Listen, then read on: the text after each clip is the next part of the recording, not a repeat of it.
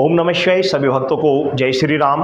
आज का विषय है कि माता मदनन का भोग प्रसाद हमें कौन सा किस प्रकार कैसे चढ़ाना चाहिए। बहुत लोगों की ये समस्या है, बहुत ज़्यादा भक्तों की ये समस्याएं हैं, बहुत सारे परिवारों की ये समस्याएं हैं जो मैंने आज इस वीडियो के माध्यम से आपको बता रहा हूँ कि वो भोग प्रसाद तो देते हैं लेकिन उसके बावजूद भी कष्ट उठाते हैं। घर में धन संपदा सब कुछ होने के बावजूद भी घर में लड़ाई झगड़ा रहता है, परेशानियां रहती हैं और घर में बीमारी निरंतर बनी रहती है, कोई ना कोई डिसबैलेंस रहता है। तो ये सब समस्या क्यों आती हैं, क्या कारण है? घर में माता मदनन को पूज भी रहे हैं, उनका सामान भी दे रहे हैं, सब कुछ कार्य कर रहे हैं, लेकिन फिर भी हम समस्या का सामना कर रहे हैं। उसके पीछे कारण क्या है? एक छोटा सा पॉइंट है जो आपकी तरफ से तो आप समझते हैं कि कुछ नहीं हुआ, लेकिन उसका असर बहुत बड़ा होता है। वो क्या पॉइंट है वो इस वीडियो में मैं बताने जा रहा हूं, ध्यान से समझ लेना। मान लिया आपके घर में माता महाकाली या माता मदनन या अन्य धूतनी या माई बसंती कोई भी शक्ति आप घर में पूजी जाती है।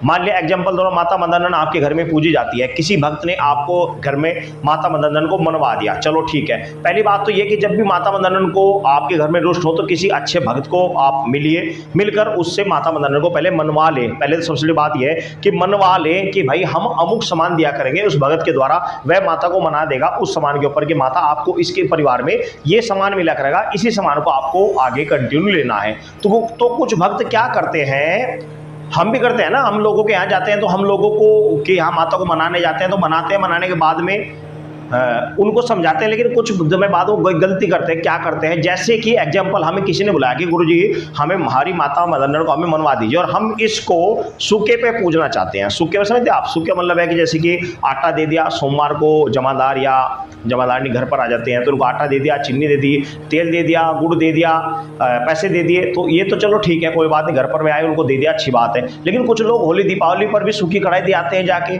जैसे कि जिसमें सूजी हो गया, हलवा हो, सूजी हो गई, घी हो गया, चीनी हो गई और दारू के पैसे हो गए, दिए आते हैं जाकर सूजी की, भाई सूखी है, हम सूखी कढ़ाई दे रहे हैं, भाई जमादार अपना आप बना लेगा, अपना आप चढ़ा लेगा, हम सूखी बारों बाहर ही लेकर दे आते हैं।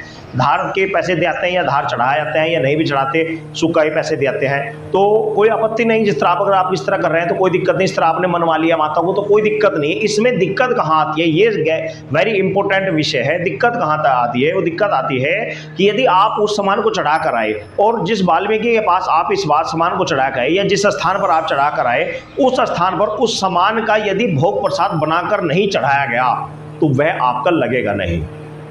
वेरी इंपॉर्टेंट चीज़ है कि यदि आप जो सूजी, घी, चीनी आदि चढ़ा कर आए हैं, यदि उस भगत ने जिसके पास आप चढ़ा गए उसने उसमें से थोड़ा थोड़ा सामान लेकर कढ़ाई नहीं बनाई और नहीं माता का भोग लगाया तो वह आपका चढ़ेगा नहीं। आप ऐसे ही वहाँ रख के आ गए, ऐसे उसके पास से उसने आगे दुकान में बेच दिया या अपने घर में यूज कर लिया तो आपकी कढ़ाई लगेगी नहीं, आपके घर में समस्या होनी प्रारंभ हो जाएगी। ये विशेष ध्यान रखिए। दूसरी बात, मैं इस चीज़ के पक्ष में हूँ ही नहीं बिल्कुल भी कि भाई सूखा सामान दिया जाए, मैं इस चीज़ के पक्ष में बिल्कुल भी नहीं हूँ और ना इस पक्ष में हूँ कि आप होली दीपावली के 1-2 दिन पहले ही मंदिरों पर जाकर बहुत ज़्यादा भीड़ करें, इस पक्ष में भी बिल्कुल भी नहीं हूँ।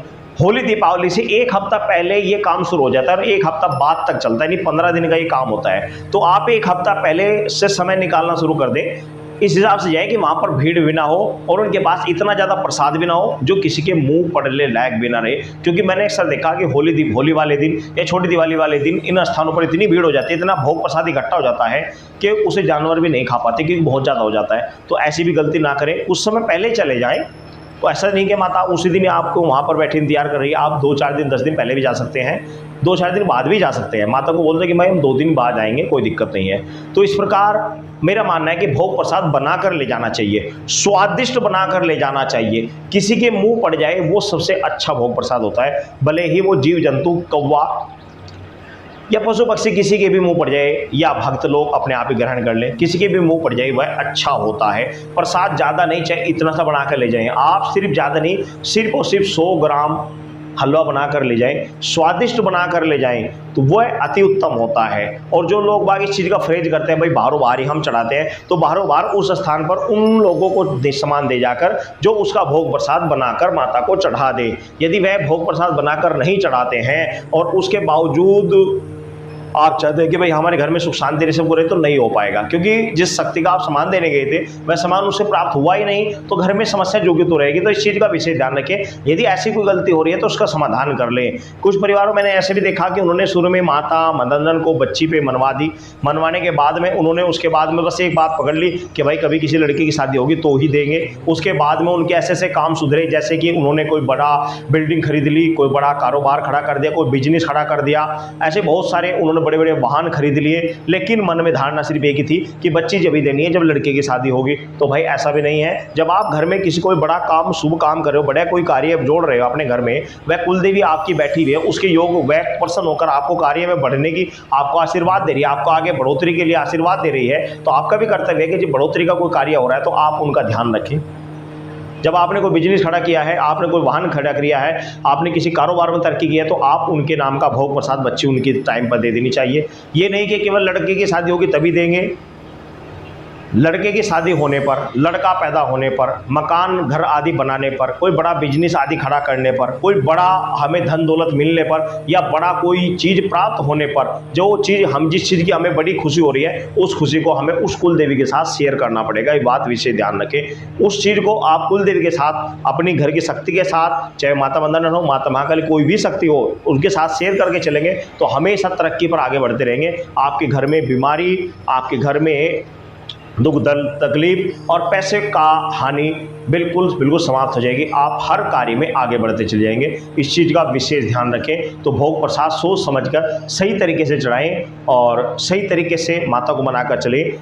और अगर नहीं मनी हुई है तो किसी अच्छे भगत से मनवा लें। इस चीज़ का विशेष ध्यान रखें। इस चीज़ में लालच ना करें कि भाई कोई भगत आएगा हमारे से 5-7 हज़ार रुपये लेगा, ये करेगा। हम अगर हमारे आसपास का होता है तो हम चले जाते हैं और हम किसी से कुछ लेते भी नहीं। कोई जो मर्जी किसी को जो मर्जी उसने दे दिया, ठीक है। बाकी इतना जरूर होता है कि आसपास के जो बंदे बनवा ले जाते हैं उन्हें किराया या आने ले जाने के लिए अपना आप देखना होता है, क्योंकि ये हमारे बस से बाहर है। और टाइम निकाल कर जाते हैं, ये बात हो रहा है, टाइम निकाल कर ही हम जाते हैं और मनवा कर आ जाते हैं। उसके बाद उसे कंटिन्यू उसी आधार पर उसे पूजते रहना है। तो इस प्रकार आप माता को मनाएं और उसका सही तरीके से सम्मान दें। सभी भक्तों को जय श्री राम।